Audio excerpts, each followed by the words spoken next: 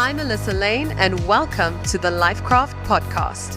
LifeKraft is passionate about helping you live your everyday life better by sharing inspiration, awareness, and tools to enable you to create a fulfilling life.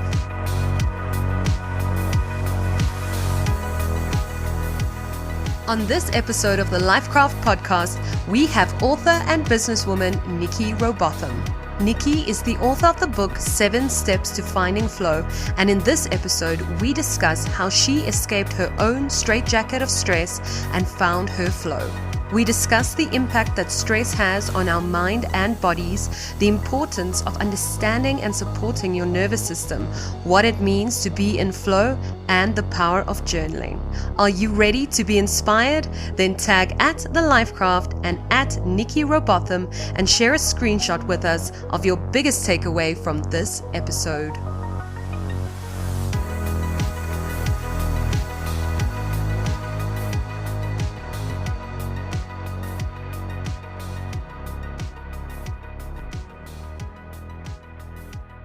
Nicky, welcome to the LifeKraft podcast.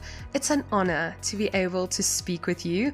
I received your book as a gift, 7 Steps to Finding Flow, and I took it with me on a small little vacation, and I almost read the entire book in one day. I did not want to put it down, so I'm so excited for our audience to get to know you and your story and to really see that they have the power to take back control of their life and to find their own flow. So thank you so much for being here. It's a pleasure. Thanks for having me. So I want to dig into what led you to writing 7 Steps to Finding Flow. It's a good question, because if you'd asked me in February last year, 2020, was I writing a book? The answer was no. It wasn't even in my consciousness to do it at that point in time. But I was nearing the end of my journey to heal. And again, I know we're never done on the journey to heal. It's an ongoing journey, but my big healing, my overcoming a lot of issues I was struggling with in my life from a health perspective. And I'd sat down with a functional nutritionist that I'd been working with. And she held up the mirror to me around the fact that I'd been able to heal in less than 6 months, a journey that takes people normally 2 to 3 years to come to terms with. And this both is in terms of the health of my digestive system, as well as the health of my nervous system, which was really under sort of impact from my stress and my day-to-day life and how I'd been showing up. And I really started to understand that maybe I had something to share. And maybe my doing, because I am that person that goes all in to heal. I don't mess around in the shallow end. If I'm going to do something, I go all in. And I really started to process post that maybe I had a bigger calling to be able to share this with people, because I'd had so many people share with me that they struggle with the same thing. And I'd gone for a jog one of the mornings during lockdown, and it's literally the book downloaded. It's the only way I can describe it. And I know that for some people is a little sort of esoteric. But literally, the concept came to me in terms of the focus that I needed to bring to this book and sharing my story. And the rest was history. I resisted for a few weeks, and I kept getting nudges from the universe that said to me, keep writing, keep writing. I got sent a book on writing a book. And eventually, I just went, okay, I'm listening. And when I committed to start writing, the process end to end was 3 months. And 2 months in, a friend of mine insisted that I submit to a publisher. And I'd built the proposal already. And within 48 hours, I had a publishing contract. And that was, again, just another sign from the universe that this book had to get out. And so I think when you do literally step into that power and allow the message to come through you, and you really are open to what needs to happen in the process and sharing this for the highest service and good for all, for me, it's amazing what can happen. So quite a long story, but I had literally no choice in writing this book. I just know that I had to share the path I took to healing with others, because I recognize that I'm not alone. And part of my role as a leader within corporate has been to also share with people that it's okay to be struggling with stress. It's okay to not be okay. And it's okay to need help. And we really need to show people the way and help support them along that journey. And that was really where I came to on the book. That is so powerful. And usually the best things come out of that state of flow. It's the best description of flow, and just being in sync with your blueprint and where you're at now, following your bliss and following that next logical step. You mentioned your healing journey. Let's explain to our audience where that started, because I read the book, and without giving too much away, just introduce them to the Nicky that was at chapter 1 of this book, in the corporate world, overwhelmed, like you say, in your straitjacket of stress, to the beautiful, radiant woman that I've gotten to know now. How did that happen? So, and I think also part of the journey that I share in the book is the foundations of how we show up are laid down early on. You know, that conditioning that comes in, how we feel we're expected to show up, how we feel we're expected to deliver. And I've been a leader in corporate for the last 15 to 20 years. And really my brand had become all about delivery, all about making things happen. And it's amazing how that starts to become part of your own internal dialogue and sense of self-worth, where you really start to then confuse the two. I'd started to associate myself with being the person who always got the job done. And I think, you know, that's really where you start to set that foundation around your own expectations that you then can't rest and step back.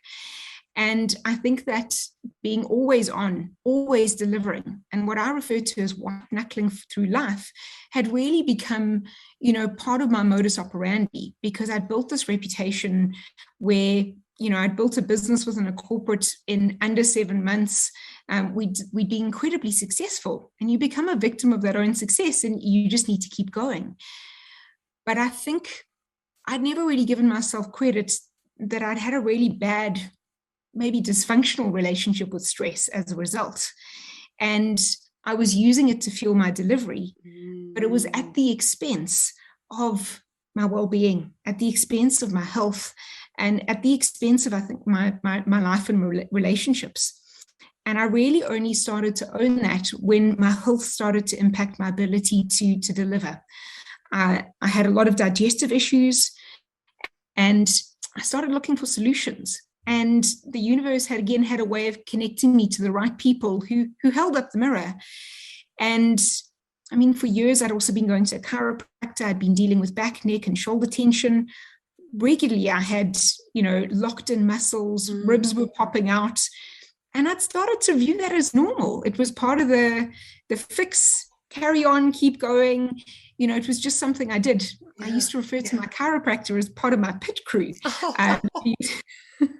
We really do that. We kind of become numb to suffering, and we adjust because human beings are so adaptable.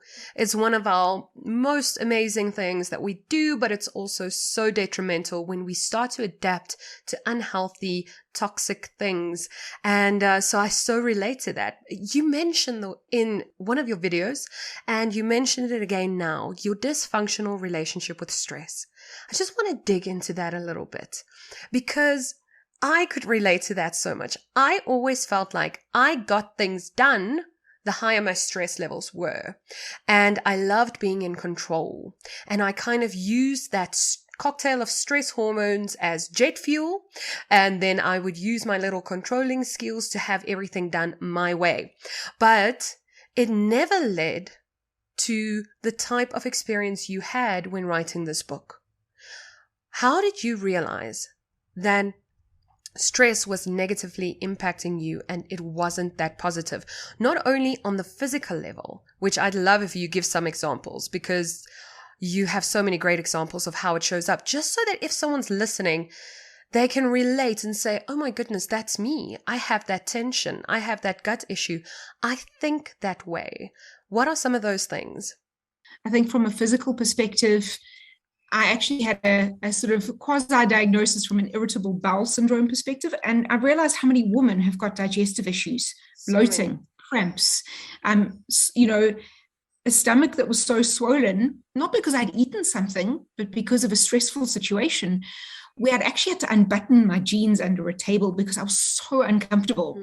And as a woman, that's mortifying, especially when I had to quickly get up and Houdini my jeans back together. The shoulder tension I mentioned, my ribs popping out. One of my big wake-up calls was a partial dislocation of my shoulder. But the worst part about that was that I hadn't felt it.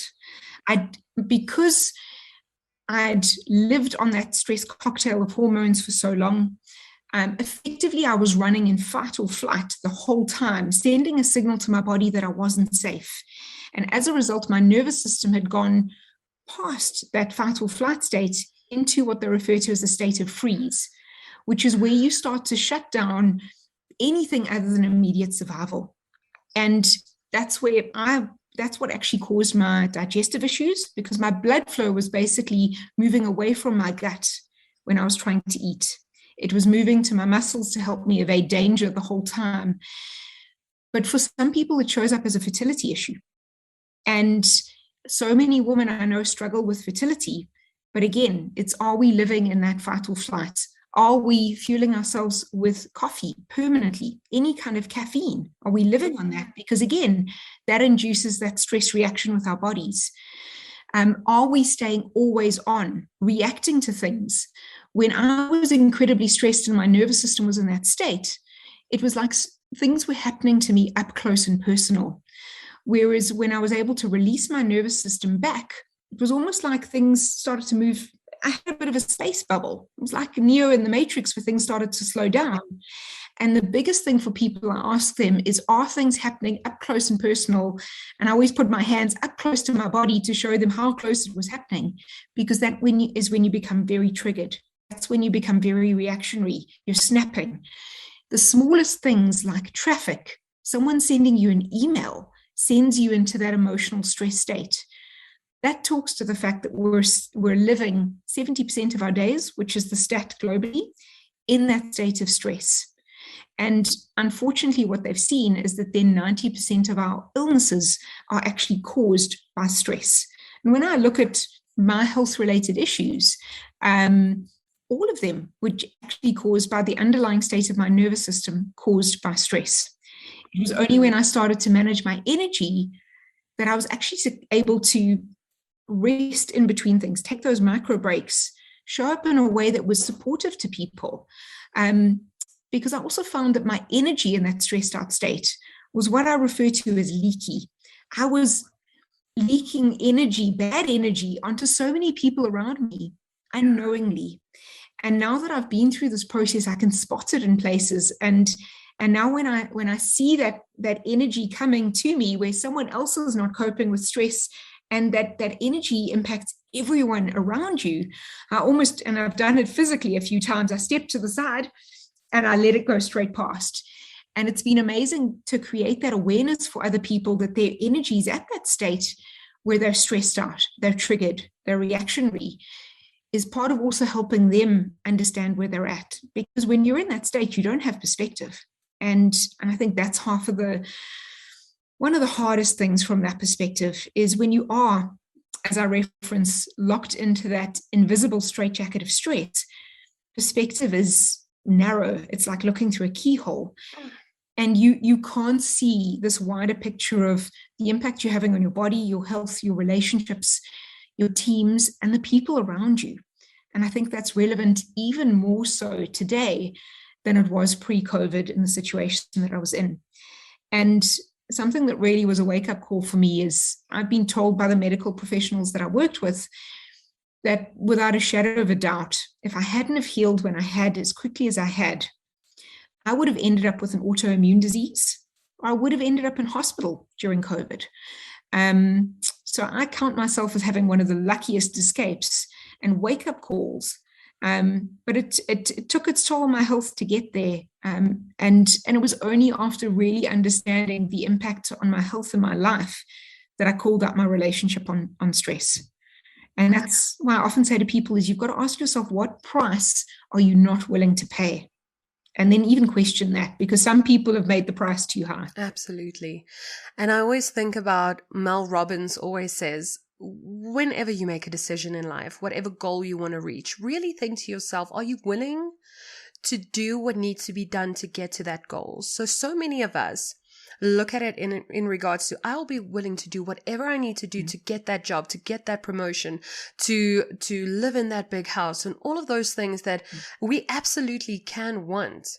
But we also need to look at a year in advance. Are you going to be able to sleep enough? How are your relationships going to be impacted? It's not just, I'll do anything to get that job and promotion and car and vacation.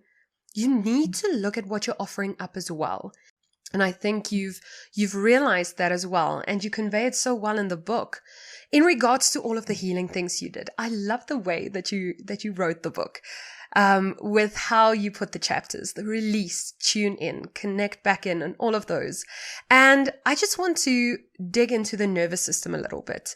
How can you, in a really short way, describe why it's so important to understand the nervous system and signs that your nervous system is not balanced?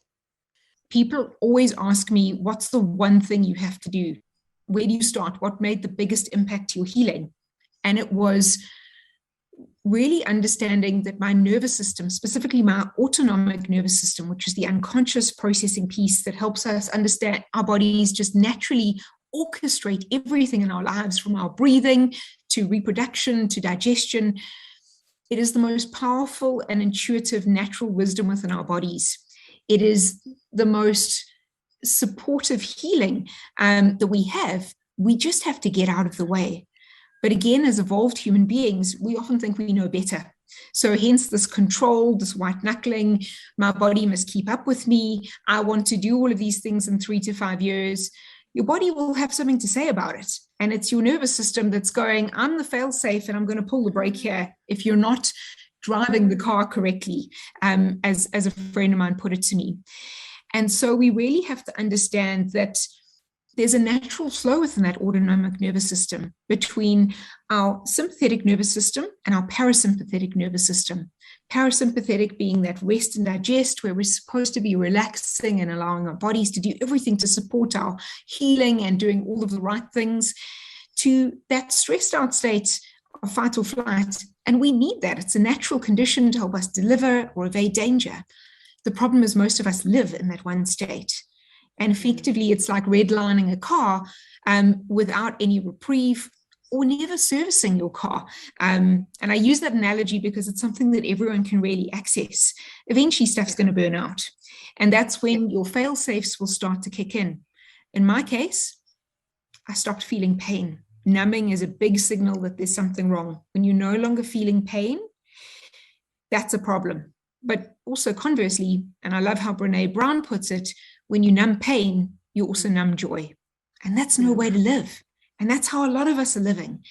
And to your point, that's where we've got to decide the trade-off. You can get the job, you can get the car and the big house, but we've only got one shot at this life. And man, it's a fabulous life. We want to be living the best, most easeful, resilient, and aligned life where we're showing up at our best, connecting with people, and in love with our lives. That's, for me, what it should look like. Going back to the nervous system, think about your energy as a wave. How are you working with that energy throughout the day? And again, this is a signal around where your nervous system is sitting. If you're effectively running your energy in a straight line from morning to evening with no reprieve to breathe, if you're fueling it with caffeine permanently, again, that's not allowing your body to have those natural dips throughout the day that help you actually show up at your best. And I often tell people that I didn't actually take a single day off work for stress-related illness because I was so intentional about my healing.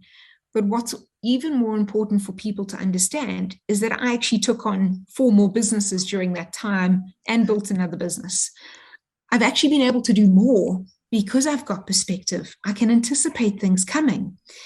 Whereas so many people think that in order to heal and in order to manage your stress, that you have to opt out of life and the things that you find supportive for the life you want to live. But we can't think that we can run our bodies ragged burning our energy to, until we collapse at the end of the day, and still feel easeful and still do more of the stuff that really lights us up, because that's what we're here for. So I always say, just look at your reactionary, like, are you being triggered? Are you numbing things? Both, like not feeling things, but also numbing emotions. And then look at your energy and that energy pattern throughout the day. Those are the biggest, sort of things that we can all look at. Obviously, if you've got major health issues like digestion or infertility, always pay attention to the state of your nervous system and your stress levels, because it's generally all connected. It's so powerful. It's so powerful what you just mentioned, because when you said that you actually got more done, you created more, you brought more into this world when you started healing. So many people that I speak to, whether it's in my personal life and with my clients, are so afraid of letting go of that stressful state that they feel creates their life. And they are so scared to take those moments in between to relax, to release, to breathe, and to just recuperate their energy into a balanced place. And the reason being, they are scared that they won't get as much done, I've noticed. And in my own life, it felt uncomfortable. My nervous system was wired for drama. I grew up in a household with a lot of trauma and a lot of drama, and that was the narrative. So there weren't many peaceful days in my life. And when there was a peaceful day, drama would have been created. So I grew up with a nervous system that when I had my first relaxing day as an adult who started her healing journey, I thought, oh Lord, life is boring. And then I started realizing, and I actually spoke to a coach of mine, and she said, no, honey, you are just wired for drama. You're going to start easing into your natural state, because our natural state isn't on all the time. So I just want our listeners to understand, you might be wired for stress, wired for drama, wired for go, because that's all you knew. But that doesn't mean that that's all you're capable of. There is a version of you with a nervous system that is optimized, that can experience life in such a blissful state, and it actually enhances your mental capabilities. And that's what I want to dig into next. When it came to your mental health, tell us how having a more balanced nervous system, letting go of stress, managing it in the beginning, and then releasing it more and more. How did that impact your mental health and your ability to be a leader in all of your different aspects of your life? I think it's exponentially up-leveled it. And I think, to your point earlier, I had those moments where I thought I'd be less if I wasn't always on. And I think we have to recognize that there's so much conditioning in our ecosystems, our families, our lives, our workplaces, that in order to be successful, we have to struggle. It has to be hard. We have to earn it. And we have to be always on.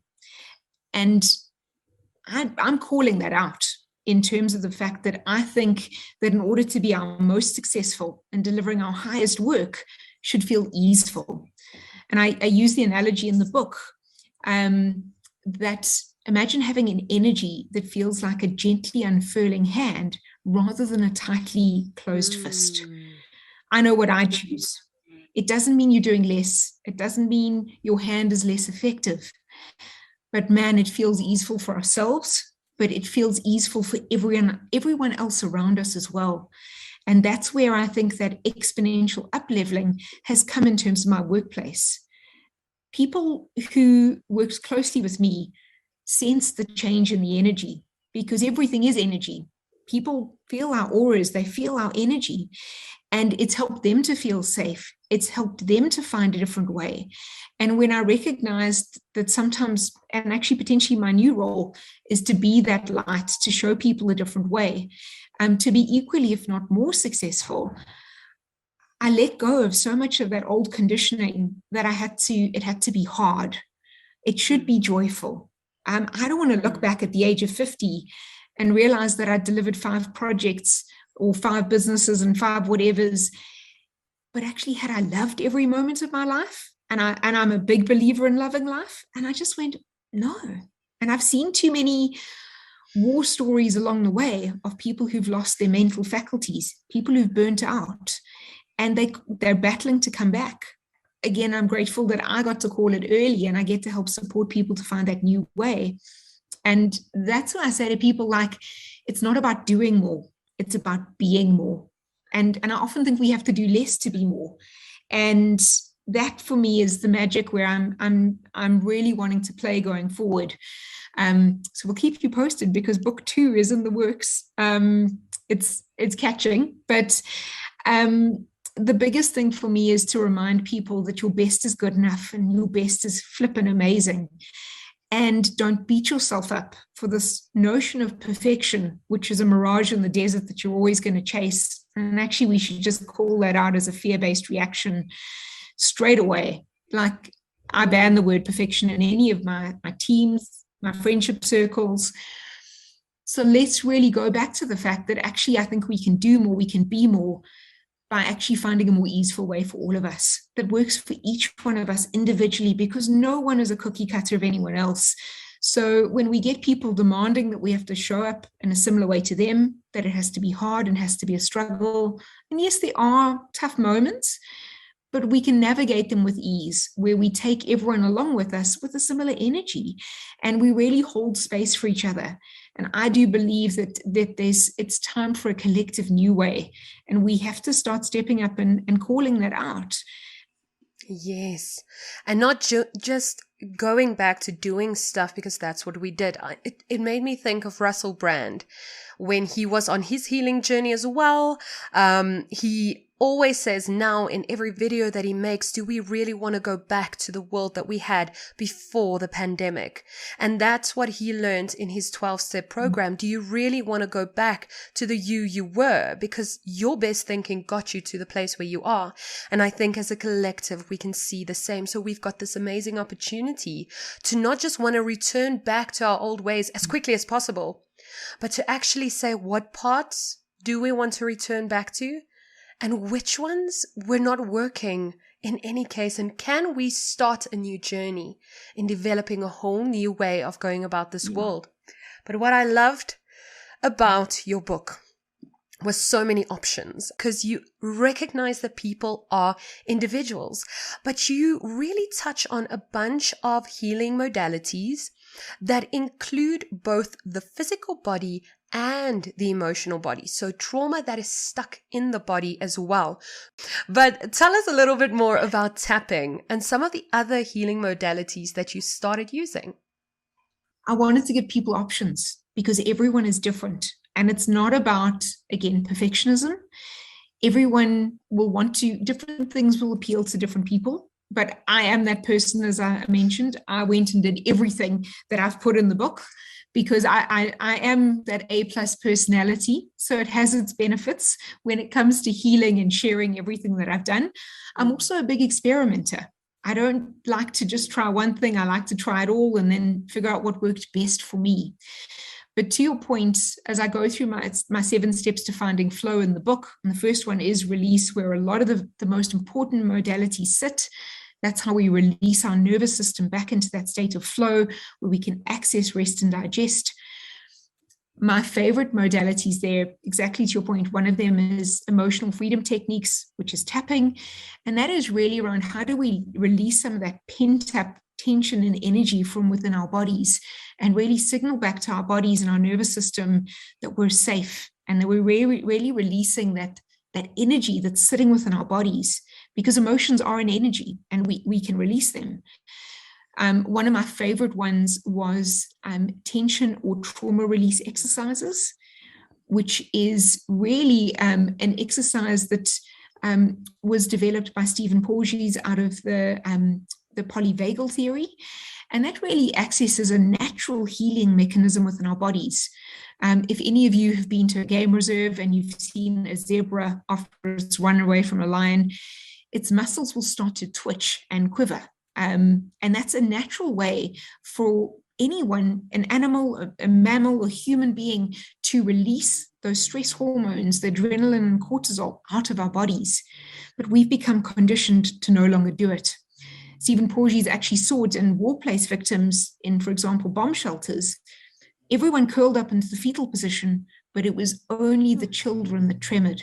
The adults were still, they'd lost that ability to naturally access that healing mechanism. And that was one of my, I think, my deepest healing mechanism, because it literally reset my entire nervous system. And then I complemented with, for example, tapping, cold water therapy, and facial immersion in water. Water is so powerful in healing for us. And I just think the more of those modalities you bring into your life, whether it be meditation, whether it be music, whether it be getting out and exercising and moving, and it doesn't have to be a big serious gym session, it almost candy flosses our nervous system with these layers of incredible support that, again, keep telling your body, I'm there to support you. What do you need? I'm listening. Because that's one of the most powerful signals that we can send back into our bodies, that we're paying attention to the signals it's sending us that we need to heal, and we're doing whatever we can to support it. And that's why I give you options, because you've got to do what works for you. You've got to do what feels safe for you and your body. It's that safety that's the most powerful thing we can do. And then just figure out how you can keep releasing it, whether it be journaling, massage, all of those things. I often love to, if I'm having a really bad day, I call it rage on a page, where I literally just let my feelings out. But I think the most important thing when it comes to modalities, because I've had a couple of people say to me, yeah, I've heard about some of these things, but my biggest question is, what are you doing? Because knowing about something and doing it is very different.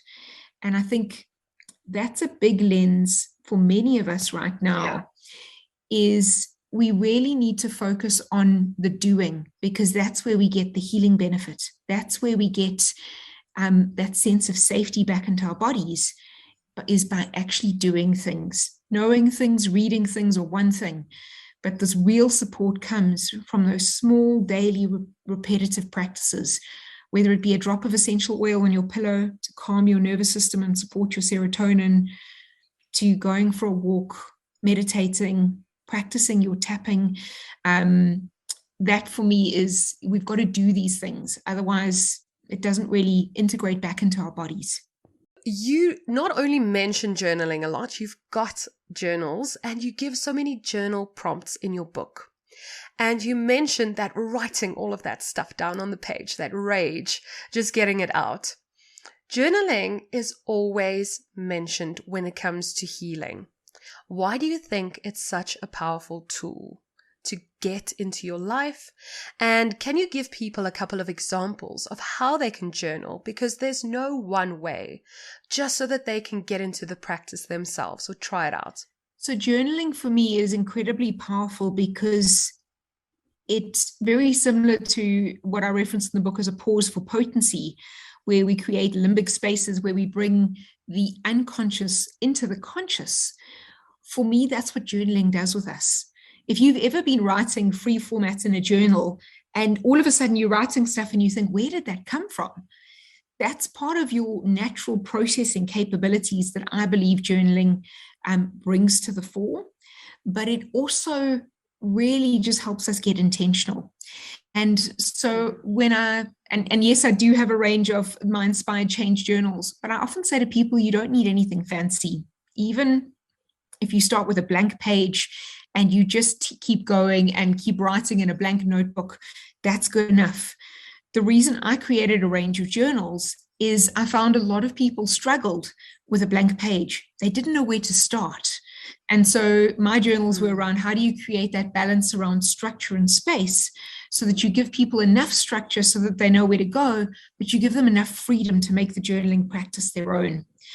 And I think for me, one of the most powerful journaling practices is around gratitude, because I believe that gets us back present. We appreciate everything more in our lives, even the small stuff, which in fact I think is the most important stuff in our lives. And it just really grounds us back into that energy of appreciation. And as I'm sure you know, what you appreciate just generates more. It creates that energy of abundance, which really just connects us back in. That when we often sit in that sort of lack and scarcity mentality around what we don't have in our lives, it creates that energy in our lives. Whereas I say, if you tune back into that energy of appreciation, you create more abundance in your life, which is why I love that as an initial practice for people. But I do, just to come back to it, it creates that perspective as we process things, and it really helps us become more present and intentional about what we want to do and be in our lives. To the point that a few months ago, I was actually nudged to create another journal, which is going to launch next month, called the Intentional Life Journal, because it's all for me around becoming present, being more rather than doing more. I got tired of people, and I'm a big travel wanderlust person. I love traveling. But so many people were saying, I can only be happy when I get back to traveling. And we can't wait for that. We have to be happy now, and figure out how we can create more joy every day in all of our moments of our life. How do we make the things that we do feel more easeful, feel more joyful, and get really intentional about that? It's so powerful. And everything that you explained made me think of what my yoga teacher always says, that you can't be grateful, you can't experience compassion, you can't experience love when your nervous system is unbalanced. You're not in the right state. We might think as human beings that these are emotions that we're feeling, but they're biochemical states as well. There is a little hormonal cocktail which equals compassion. There is a little hormonal cocktail that equals feeling gratitude as well. And when you start balancing your nervous system, you'll notice that slipping into gratitude is easier. It spills over to every single area of your life. But before we start getting to the end of this podcast episode, I would love for you to think back to 20-year-old Nicky, where she was at that time in her life, what she was struggling with, what she was thriving with. And if you think back to her, what is one piece of advice that you would give her now? That you're already enough. I think as a 20-year-old, we were so focused on what you needed to become, what you needed to achieve, that you had to do all of these things in order to be enough, and had arrived at this destination of being successful. And I just know how fundamentally different my life would have been if I didn't think I always had to keep doing more to become more. And I think that's the biggest thing I want to keep teaching people, is that you're already enough. You're already worthy of love. You're already worthy of all of those things you dream of. You don't have to keep doing more to earn more from that perspective. And so for me, that enoughness is just, we all are. And I think we need to start messaging that out more. That is a mic drop moment. We could just end the whole podcast, yeah. But that is so powerful, because when you go into coaching and when you go into healing, you start recognizing, and it sounds like such a cliche, but the one thing that is at the root of most of our problems is that feeling of not being good enough. So I love that you mentioned that. We can't mention it enough, because maybe someone forgot, or maybe someone doesn't feel that way, or maybe someone listening has never heard that before. And listen to Nicky. If you had to go through life believing, knowing, not even believing, knowing that you are enough just for being here, just for simply being able to take another breath, that means you're enough. You're meant to be here. You're at the place where you need to be, no matter what it looks like. You will go through life in a different way, and you'll start attracting different things, and things will start flowing. And that's what I want to ask you now. What does flow mean to you? Flow for me is a far more holistic term around how we show up within our bodies and our spirits, and really work with our nervous systems to come back into that holistic supportive state of flow, where we are far more easeful, resilient, and aligned. And we're supporting our health, we're supporting our best life through really tuning back in to all of the supportive mechanisms within our body that are there to support us. That's their job. Most of us didn't even know that it even existed, our nervous systems, or we just kind of put it aside and thought it should just keep up with how we thought we were supposed to live. And that's really what I want to bring people back to in terms of a more holistic, health-based state around how we be more rather than do more. I love that. That's so powerful.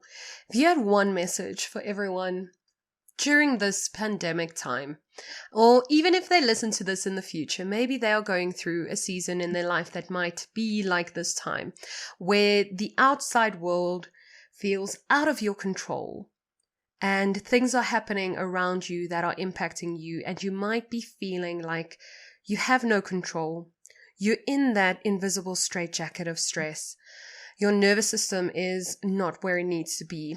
Not only getting your book, because that's my tip. What is one tip that you have for everyone in this situation right now that can make it easier for them and to help them get into flow? So I'm going to struggle to give one tip there because there's a couple.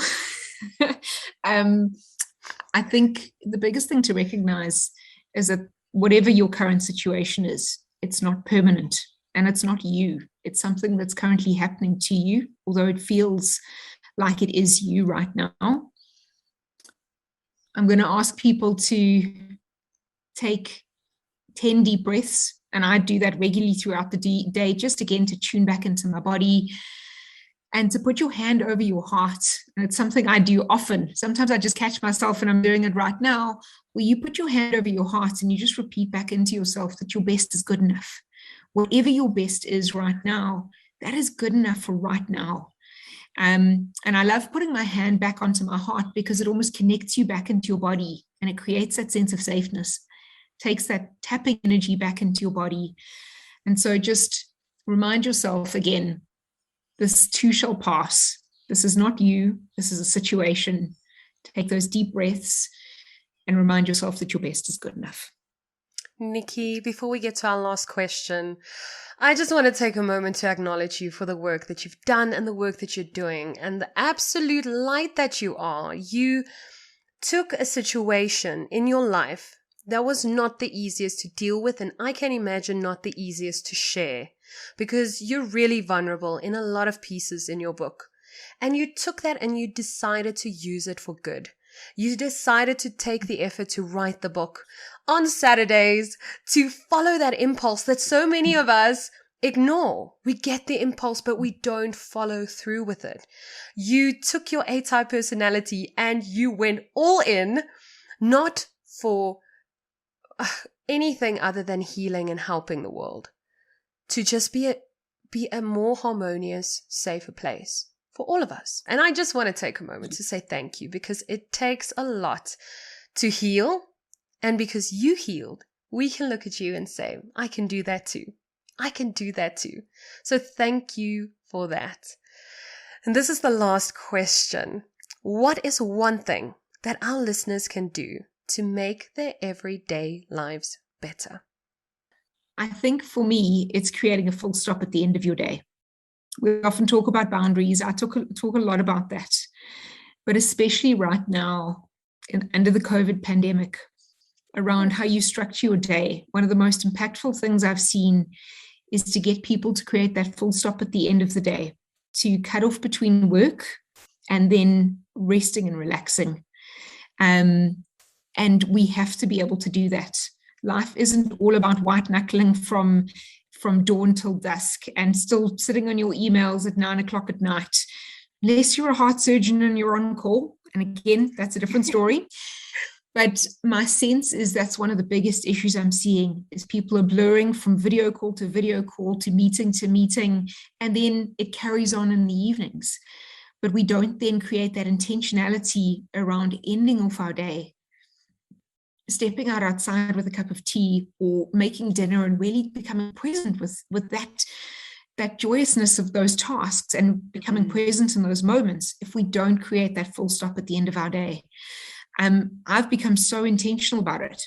I shut my laptop, I close the door, I put the laptop away, depending on where your work situation is. And I literally go, okay, it's done. I'm going to now focus on something I wanted to do this evening, whether or not be cooking something amazing, connecting with a friend. That for me is one of the most important things we have to do And it's something that people do not get right. They stay on their phones, they stay plugged into the matrix, as it were, and that being always on, we don't really create that intentionality around cutting off our day and moving into a different part of our days from that perspective. Thank you. Everyone listening, we are going to link her website, we're going to link her book and the audiobook that came out as well. And I'm so looking forward to book number 2 and just having you on the podcast again really, really soon. Thank you for the impact you're making. And I can't wait to read book number 2. Nicky, thank you so much. Thank you. I really appreciate your time. Thank you so much for tuning into this episode and taking the time to invest in yourself and in your future. If you loved this episode, be sure to share it with us by leaving a positive review or tagging us in a post or in your stories. Share one thing that stood out or inspired you to live your everyday life better. This helps us create more meaningful episodes for you to enjoy. If you're not already following us on social media, be sure to follow @LifeKraft for more inspiration and tools to help you live your most powerful life. And remember, you always have the power to craft a better life for yourself, and we are here to help you do just that. We'll connect again in the next episode, and until then, keep creating a life that you're excited to wake up to. We enjoy bringing you interviews from experts and everyday people so that they can talk about their experiences and share information, tips, and what has worked for them on their journey towards a better life. However, remember that the opinions or advice of our guests and myself, the host, should not be taken as personal, actionable advice and is given as general information and education only. Please always remember to consult a qualified professional before implementing any medical, financial, legal, or other advice that you believe might work for you. LifeKraft is not responsible nor liable for your decision when implementing anything you hear on the podcast.